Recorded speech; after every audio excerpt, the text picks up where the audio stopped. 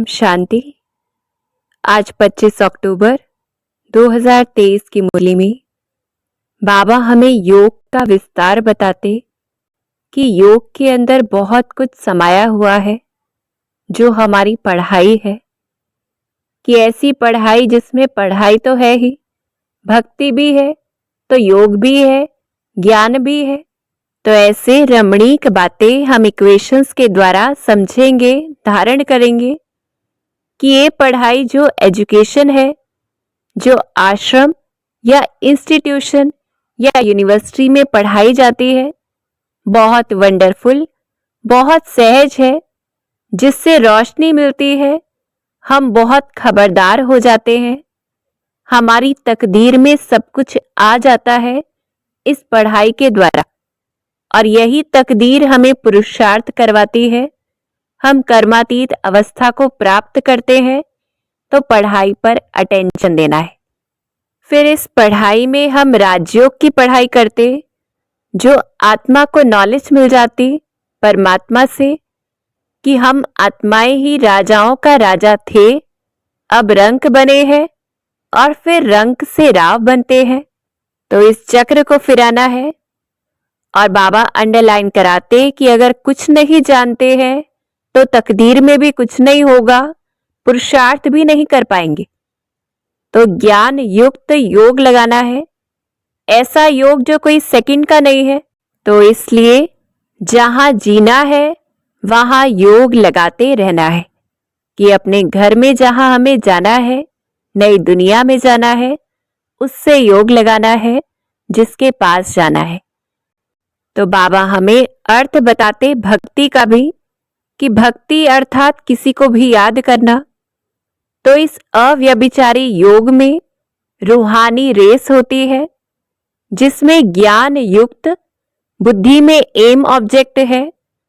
उस एक को हम जानते हैं, स्वयं को जानते हैं, उसके साथ योग लगाते हैं या याद करते हैं या कहें भक्ति करते हैं, और इसी से बेहद की सृष्टि से हमें वैराग्य आ जाता है।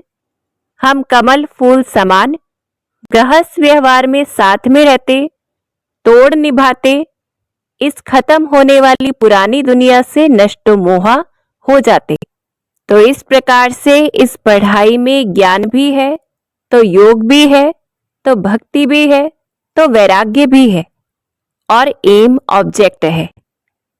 फिर याद के लिए बाबा पक्का कराते कि बच्चों को बुद्धि में आना चाहिए कि वो परमपिता परमात्मा कैसा है। हमारा बाबा जो ब्रह्मा को एडॉप्ट करते हैं जैसे कि कोई राजा, सबसे बड़ा ऊंचते ऊंच भगवान है, उनका ऊंचा ठाव है। वो शिव बाबा जो जन्म मरण में नहीं आते। फिर कैसे याद करना है कि वो सबका रचयिता है। पहले पहले सूक्ष्म वतन रचते, ब्रह्मा विष्णु शंकर सूक्ष्म वतन वासी और नई सृष्टि रचते हैं। फिर हम बाबा को देखें कैसा है वो जो ज्ञान का सागर है, हमें नई वंडरफुल नॉलेज, नई बातें बतलाते हैं, बेहद की हिस्ट्री ज्योग्राफी समझाते, स्वर्ग और नर्क का विस्तार भी सुनाते, खुद बैठ हमें राजयोग पढ़ाते, सिखलाते, विकार से छुड़ाकर हमें निर्विकारी बनाते, पुरानी दुनिया का विनाश और नई दुनिया की स्थापना करते। ऐसा बाप जो हमें 21 जन्मों का वर्षा देते। तो इस स्वरूप से हम शिव बाबा को याद करें। फिर इस योग में कोई विघ्न आए तो कैसे पार करना है। जितना योग लगाएंगे सवेरे उठकर, इसी में मेहनत भी है, तो तूफान भी आएंगे इस याद में।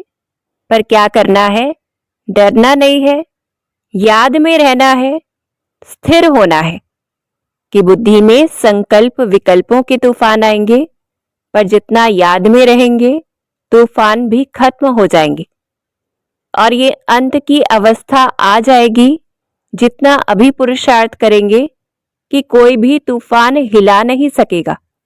तो ऐसे ज्ञान और योग दोनों के साथ हमें कमाई करनी है। हेल्दी वेल्दी बनते जाएंगे जितना ज्ञान युक्त योग होगा, बाप के पास चले जाएंगे, विकर्म विनाश हो जाएंगे, हमारे विकर्म माफ भी हो जाते, एवर हेल्दी निरोगी हम बन जाते और हमें भोगना नहीं भोगनी पड़ती, आहिस्ते आहिस्ते हम कर्मातीत बन जाते, तब ही हम उड़ सकते हैं। तो जितना ज्ञान युक्त योग होगा ये सभी प्राप्तियां ऑटोमेटिक होंगी। तो ऐसे हमें नशा रहे कि इस अंतिम जन्म में हम ब्राह्मण कुल के हैं, तपस्या कर रहे हैं, फिर देवता कुल के बनेंगे और दुनिया में मनुष्य अल्पकाल क्षण भंगुर के लिए खुशी मनाते, पर जिस बात में हम खुश होते, हमारा अतीन्द्रिय सुख की खुशी को कोई भी जान नहीं सकते। और नशा रहे कि मनुष्य तो क्या क्या माथा मारते, बहुत डिफिकल्ट मेहनत करते, भक्ति में भी तो दुनिया में स्थूल रूप से भी, ऐसी मेहनत जो बर्बाद हो जाती, पर हम बचे बिना तकलीफ के एकदम ऊंचते ऊंच परम धाम में जाते। ऐसी जगह जाने का पुरुषार्थ करते हैं जहां और कोई जा न सके। तो ऐसे हमें नशा रहे, हम ही सच्चे ब्राह्मण कुलभूषण हैं, ज्ञानी और योगी हैं। तो अपना टाइटल याद रखना है और भक्ति में जो इतनी मेहनत करते दुनिया वाले, हम उन सब मेहनत से छूट गए हैं, ऐसा नशा रहे। फिर धारणा में लाना है, संतुष्ट रहना है, सर्व को संतुष्ट करना है। रोज अमृत वेले यह स्लोगन मस्तक रूपी बोर्ड पर दौड़ाना है, अर्थात स्मृति में लाना है, बुद्धि में लिख लेना है। तो क्या होगा, संतुष्ट मूर्ति बन जाएंगे, सदा प्रसन्न रहेंगे और हमारा व्यवहार भी स्नेह और संतुष्टता संपन्न होगा, जिससे हम सफलता मूर्त बन जाएंगे। भविष्य में राज्य भाग्य का सर्टिफिकेट भी मिलेगा, इसी सर्टिफिकेट के आधार से कि कितना हम संतुष्ट रहते और करते हैं।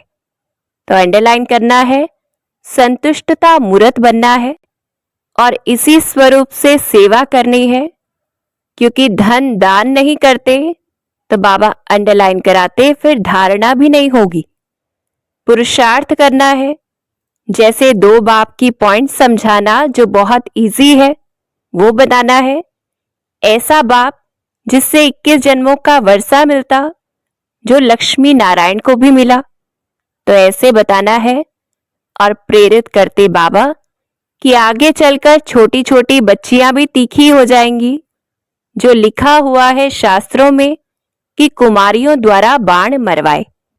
तो क्या करना है हमें, डॉटर शोज मदर। तो हम सभी आत्माओं को शिव बाबा की कन्याएं बनकर उस मदर को प्रत्यक्ष करना है। शक्ति स्वरूप बनके हम बच्चों का काम है माँ का शो करना। तो ब्रह्मा माँ को भी और शिव माँ को भी प्रत्यक्ष करना है, अंडरलाइन करना है, हम कौन है, शिव शक्तियां हैं। तो ऐसे ज्ञान स्वरूप होकर योग लगाना है, धारणा मूर्त बनकर, संतुष्ट बनकर फिर सेवा करनी है। अच्छा, ओम शांति।